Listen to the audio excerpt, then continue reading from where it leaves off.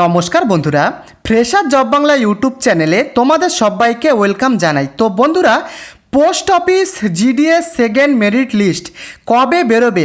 তোমরা maximum candidate আমাকে বারবার মেসেজ করেছো, টেলিগ্রামে মেসেজ করেছো, ইউটিউব ভিডিওতে কমেন্ট করেছো যে স্যার ভোটের রেজাল্ট সেটা তো বেরিয়ে গেল, তাহলে আমাদের সেকেন্ড মেরিট লিস্টটা কবে বেরোবে?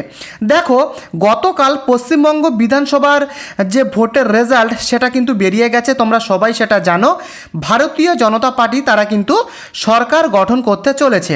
তো এবারে প্রশ্ন হলো যে post office GDS second merit লিস্টের যে রেজাল্ট সেটা কবে বেরোবে? দেখো, অন্যান্য অনেক স্টেটে কিন্তু সেকেন্ড মেরিট লিস্ট অনেক দিন আগেই বেরিয়ে গেছে।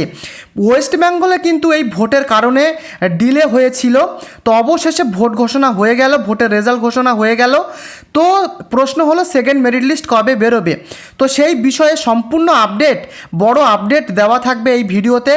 তবে তোমাদের কবে এক্সপেক্টেড ডেটে তোমাদের কবে বেরোতে পারে সেকেন্ড মেরিট লিস্ট, এবং তার সাথে সাথে তোমাদের প্রথম মেরিট লিস্টে যাদের নাম আসেনি তাদের সেকেন্ড মেরিট লিস্টে নাম আসার জন্য কেমন কাট আপ যেতে পারে সেই কাট আপ কিন্তু আমি তোমাদেরকে দেখাবো, এবং এক্সপেক্টেড ডেট কবে রয়েছে সেকেন্ড মেরিট লিস্ট প্রকাশিত হওয়ার সেই বিষয়েও বলা থাকবে। অত্যন্ত গুরুত্বপূর্ণ আপডেট। তো ভিডিওটি শুরু করবার আগে প্রত্যেকে তোমরা যারা যারা চ্যানেলে নতুন রয়েছো প্রত্যেকে চ্যানেলটিকে সাবস্ক্রাইব করে ভিডিওটিকে অবশ্যই একটি লাইক করে দিও। তো চলো আমি একদম মেন আপডেটে চলে যাচ্ছি। তো বন্ধুরা, post office GDS second merit list 2026, দেখো পোস্ট অফিসের সেকেন্ড মেরিট লিস্ট যেটা বেরোনোর কথা ছিল অনেক আগেই, সেটা কিন্তু অনেক দিন থেকেই ডিলে হয়ে আছে। আমি কিন্তু তোমাদের আগের ভিডিওতেও দেখিয়েছিলাম যে কেন ডিলে হয়ে রয়েছে। তো ভোটের কারণে, ভোটের রেজাল্ট, তারপরে এই যে ভোট হয়ে গেল, এর কারণে কিন্তু সেকেন্ড মেরিট লিস্টটা ডিলে হয়েছিল। তো তোমাদের সেকেন্ড মেরিট লিস্ট কবে বেরোতে পারে সেটা কিন্তু ভিডিওতে বলা থাকবে, এবং কত নাম্বারে তোমরা সিলেকশন পেতে পারো বা কেমন কাট আপ যাবে এবারে সেকেন্ড মেরিট লিস্টে সেটা কিন্তু আমি তোমাদেরকে দেখাবো।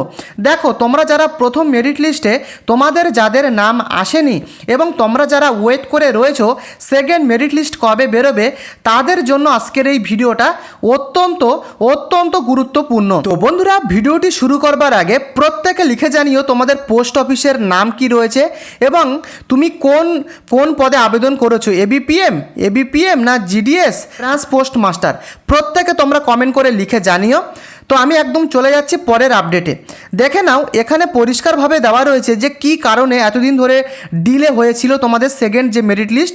দেখো, এখানে কোন কোন স্টেটগুলো রয়েছে: আসাম, কেরালা, তারপর রয়েছে পডুচেরি, তামিলনাড়ু, ওয়েস্ট বেঙ্গল। দেখো, ভোটের কারণে কিন্তু এতদিন তোমাদের যে সেকেন্ড মেরিট লিস্ট সেটা কিন্তু বের হয়নি। তো ভোটের কারণে তো গতকালকে কিন্তু ওয়েস্ট বেঙ্গলের যে ভোটের রেজাল্ট সেটা কিন্তু বেরিয়ে গেল। তো এবারে প্রশ্ন হলো তোমাদের সেকেন্ড মেরিট লিস্ট সেটা কবে বেরোবে? দেখো, সেকেন্ড মেরিট লিস্ট কবে বেরোবে সেটা আমি তোমাদেরকে বলবো, তবে সেটা বলার আগে তোমাদেরকে বুঝতে হবে, দেখো ভোটের রেজাল্ট বেরিয়ে গেছে মানেই যে সেকেন্ড মেরিট লিস্ট বেরিয়ে যাবে এরকমটা কিন্তু না। দেখো, গতকাল ভোটের রেজাল্ট বেরিয়েছে, এবারে কিন্তু সরকার গঠন হবে, অর্থাৎ কে সিএম হবে, অর্থাৎ চিফ মিনিস্টার, মুখ্যমন্ত্রী কে হবে সেটা কিন্তু আগে নির্বাচিত হবে, তারপরে কিন্তু আস্তে তারপরে কিন্তু এই সেকেন্ড মেরিট লিস্টটা বেরোবে। বুঝতে পেরেছো? এই সপ্তাহে কিন্তু কোনো রকমের চান্স নেই তোমাদের সেকেন্ড মেরিট লিস্ট বেরোনোর। তো দেখো, সেকেন্ড মেরিট লিস্টটা কিন্তু তোমাদের বেরোতে পারে, তোমাদের যে সিএম অর্থাৎ ওয়েস্ট বেঙ্গলের যে সিএম তিনি কিন্তু আগে নির্বাচিত হবে, তারপরেই কিন্তু সেকেন্ড মেরিট লিস্টটা আসবে। তো বুঝতে পেরেছো? তো এবারে প্রশ্ন হলো, দেখো এবারে কিন্তু যে সিএম যিনি নির্বাচিত হবেন এখনও কিন্তু 2 থেকে 3 দিন বা 4 দিন কিন্তু সময় লাগবে এখানে কিন্তু মুখ্যমন্ত্রী নির্বাচিত হতে। তাহলে প্রশ্ন হলো তোমাদের সেকেন্ড মেরিট লিস্টটা কবে বেরোবে? দেখো, আমি তোমাদেরকে বলতে পারি তোমাদের যে সেকেন্ড মেরিট লিস্ট সেটা কিন্তু জুনের ফার্স্ট উইক, জুনের ফার্স্ট উইকের দিকে বেরোতে পারে সেকেন্ড মেরিট লিস্ট। এটা কিন্তু আমি একটা তোমাদের এক্সপেক্টেড ডেট বললাম। তো এটা কিন্তু পুরোপুরি ডিপার্টমেন্টের উপরে নির্ভর করছে, যারা পোস্ট অফিসের বড় ডিপার্টমেন্টে রয়েছে তাদের উপরে কিন্তু পুরো ব্যাপারটা নির্ভর করছে।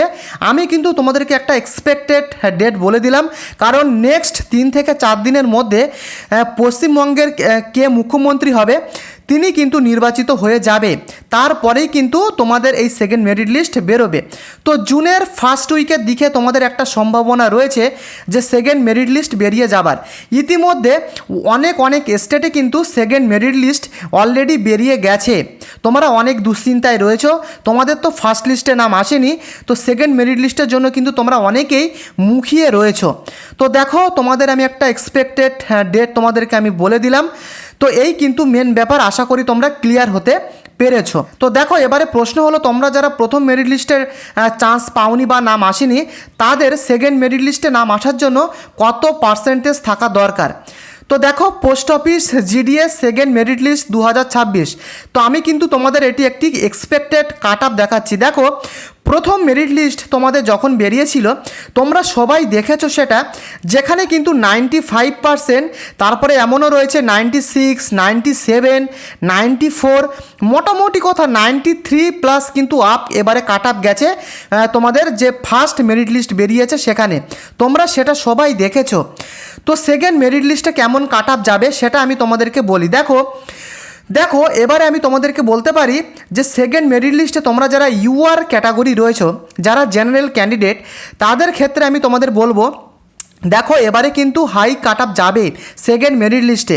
আমি বলতে পারি তোমাদের 93+ কিন্তু আপ নাম্বার থাকতেই হবে যারা ইউআর ক্যাটাগরি রয়েছে, এবং যারা ওবিসি ক্যাটাগরির মধ্যে রয়েছে, ওবিসি এ বা ওবিসি বি, তাদেরকে বলবো তোমাদের কিন্তু 92+ এরকম একটা নাম্বার কিন্তু থাকতে হবে। যারা এসসি থেকে বিলং করছো তাদেরকে বলবো তোমাদের ওই 89 বা 90 আপ কিন্তু নাম্বার থাকতে হবে। যারা এসটি রয়েছে তাদের ক্ষেত্রে বলবো 86 থেকে 90 আপ এরকম কিন্তু নাম্বার তোমাদের থাকতে হবে।